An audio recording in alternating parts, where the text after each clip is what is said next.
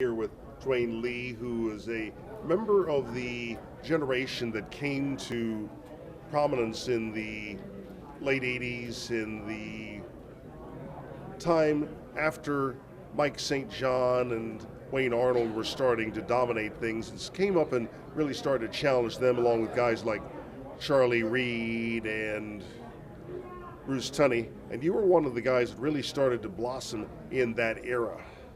Why did you decide to race at the Speedrome and figure eight racing? Well, mainly because I grew up there. My dad raced there, Jack Lee. He was a three-time track champ. So all my childhood was out to Speedrome on the weekends. That's where we went. That's the way it was back then. And it was part of my dad's income. So, but he was good at it. And so we went out there. We were little. We played with Bruce Tunney and Bill Tunney and the Emerys. And we grew up out there. That's where I was. So eventually when I got older and I could afford to do it, I got into it. Now, it's almost as if you were destined to get behind the wheel of a race car at the Speedrome. I don't know about that, but I just always saw the thrill of it, I tried my hand at motocross racing and stuff like that, but I got hurt a couple times, so I thought, well, I better go back to four wheels instead of two, because it seemed like it was a little bit safer, but some people thought it wasn't, but I just wanted to do what my dad did and follow his footsteps. Now, you mentioned an interesting point, and I'll emphasize on that one. There are some people that say you was a motocross rider and you thought figure eight racing was safer. Safer. It's four wheels, instead of two. Those two was hard to stay up on sometimes when you're racing against 25 guys. But I just had it in my blood. I loved racing, so I talked to my dad, and he helped me build a car, and went out there and started racing. When you were starting to come to prominence as a figure eight driver, there were several guys who were really tough. Charlie Reed, Wayne Arnold, Mike St. John. When did you figure that you had a chance to beat these guys, or even have a chance to run with them?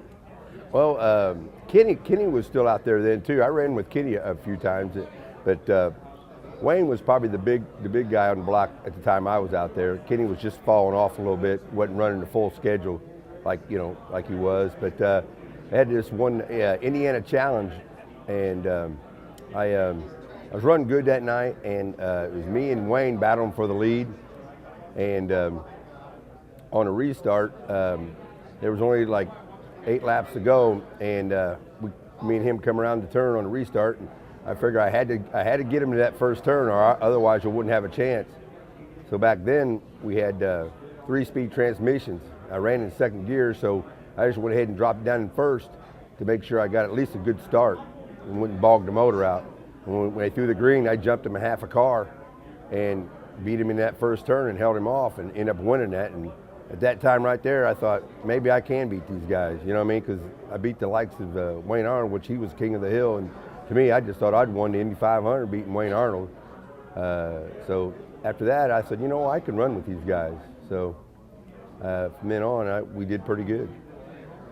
And then you started to run with him in the toughest of the figure eight championship races, the World Figure Eight Championship, the 3-hour. Now that is a tough one because you've won it and you've lost it. Yeah, oh yeah. I've lost it with 20 minutes ago, and I've won it with an hour to go when I was down 2 or 3 laps. So you never know about that race till it's over. You know what I mean? But that's a very challenging race. I loved it. It's a race that you got to have patience. You got to have patience. You can't get in a hurry. Even with a half hour to go, you can't get in a hurry because you'll be taken out so quick, you know what I mean?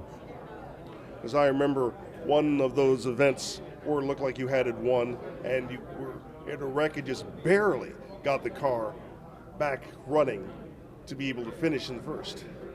You remember that? Oh yes, that was the year that, like I said, with about an hour to go, and I was leading, and I ended up on top of R.J. Norton. And they had to pull the car off of RJ's car. And I didn't think I was going to be able to continue, but everybody said it didn't see no damages, So that put me back to third, and I had an hour to go, and I end up working my way back up and winning it. That was a big accomplishment for after being almost upside down on top of this car, coming back and winning the race. That felt pretty good. I remember that one. There you are, sitting in the car. Everything's under caution. Everybody's running slowly. And there you are, and you're basically gesturing to the wrecker, "Come over here and get me." That really happened? Yes, yes, it did. You know, I didn't want to get out of the car because if I got out of the car, they'd make me go into pits. I wanted to stay on the track as long as the car was in good shape. So yeah, I was gesturing to them to come over and just lift the car up and pull RJ's car out. And then RJ told me he looked under my car and he didn't see nothing broke or anything like that, nothing leaking. So I stayed on the track and continued. And of course, Norton went on to win the World Championship himself under some rough circumstances. But maybe you can give us some insight what it's like to run a successful figure eight lap to make sure that you're not the one that ends up needing the record. Well, like I said, you got to be aggressive and you got to have patience.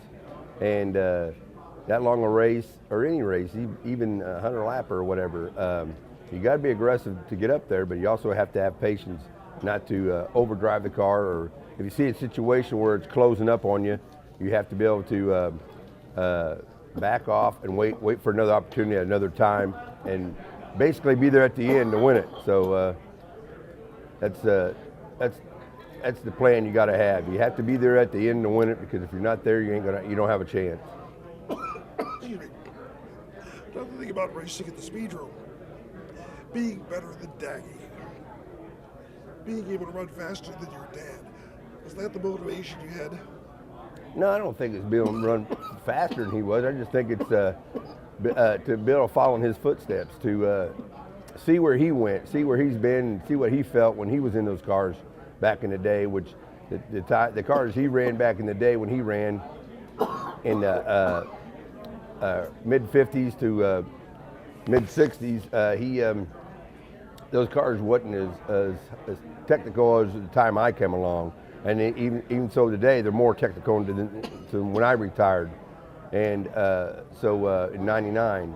So, but like I said, it was just to feel what he felt, to see, I liked the speed. I mean, I liked it when I was a little kid. I had go-karts, mini bikes, and we tried to get those to go as fast as we could. Just never had a dislike for speed. I like speed. And you ended up liking the Speedrome as well. Do you ever think about getting back into it?